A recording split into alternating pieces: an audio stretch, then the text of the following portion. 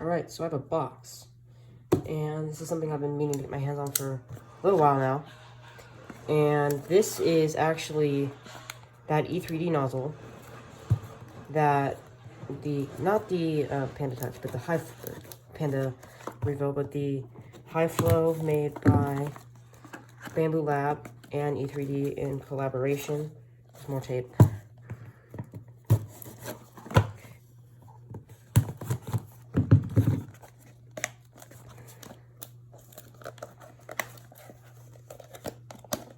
And this was kind of their retaliation. Okay, I'm just gonna rip the box open. This is kind of their retaliation to the AliExpress hotends. So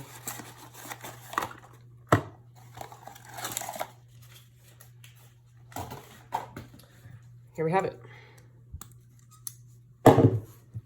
And it's not cheap. This one specifically is about $84. And as you'll notice, it has a really nice black tone to it. Bit of rainbow coloration, which is their ObXidian X palette paste, or resin, I guess is what they were suggesting it was. Then it's pretty nice. It's got this little ring. It's entirely black. It's really nice. Hope I don't lose it on my desk. And comes with the silicone stock and a bit of thermal paste. So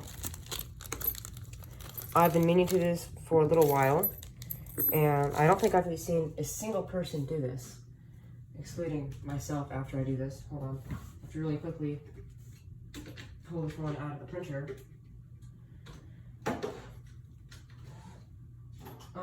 So basically, my intention is I'm going to make a review between the E3D, the stock, and the AliExpress. So I'm going to start my testing just with the stock heaters. Then I'm going to move up to 70 watt. Then after I go 70 watt, I'm going to make some tests, like how well is it benchy? Is there any issues with it, like picking up stray layers? All that good stuff. And here is my, here's my AliExpress one. So just give me a second and I'll take off the fan. And then I can go ahead and get these assembled. I'm gonna do it one at a time. So we're gonna go ahead and start with the stock and not drop it. We're gonna start with the stock. Then we're gonna do AliExpress. Then we're gonna do, saving hopefully the best for last, with the E3D.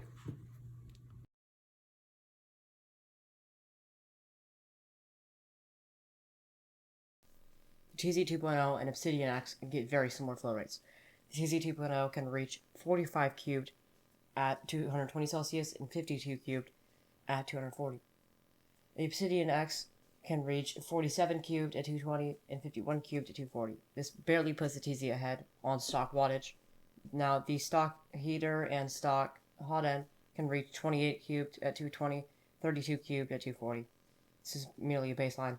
The TZ 2.0 70 watt can reach 62 at 220, 71 at 240. And the ObXidian X 70 watt can really reach 68 at 220, 77 at 240. Now, this puts the ObXidian X ahead on 70 watt, now barely is surpassed by the TZ 2.0 on stock wattage.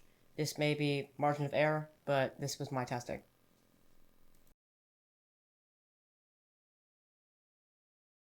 Maintenance. So there are issues with all the hot ends I've mentioned so far in this video, but there's cases of just the tip falling out of the stock bamboo. There's problems with the CSGs being clogged beyond repair. You just have to toss them. Sometimes there'll be issues with you can't unclog the TZs. And there's a lot of bending issues with the ObXidian X's. But out of all of them, I would say the easiest to perform maintenance on is going to be the stock, due to the fact it's the easiest to cold pull and it's easiest to get support for. But overall, if you're trying to run a print farm, I would recommend the ObXidian X due to the fact that it's abrasive, it has abrasive resistance, it's all one piece, meaning it's easier to do cold pulls. But the CHT is going to have that edge. If the nozzle's really messed up, you can just throw it out. But the Obsidian X does have more support, like E3D. But then again, it's all trade-offs. If you're doing abrasives, you're going to want to go for the Obsidian X. If you're just trying to do something super, super reliable, you're going to want to go for stock. But if you're just there to mess around with it and it's not important, then go for the TZ. It's all case-by-case basis.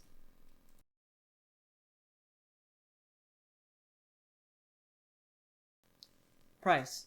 So the Bambu hot end, just without any assembly, just the hot end, will fluctuate about $15, not including shipping. The TZ 2.0, which I find is the better one over the 3.0 due to less jams / clogs and significantly less bending issues, fluctuates anywhere from, if you're lucky, you can get it at 7 all the way up to 15. It averages about $10. The Obsidian X hot end averages roughly $80, can be seen as low as $66 and as high as $104. But overall, price performance, it all depends on what you're doing. Personally, I'm going to recommend in the future the TZ 2.0 unless you are printing abrasives or you just need that extra tiny little bit of flow rate.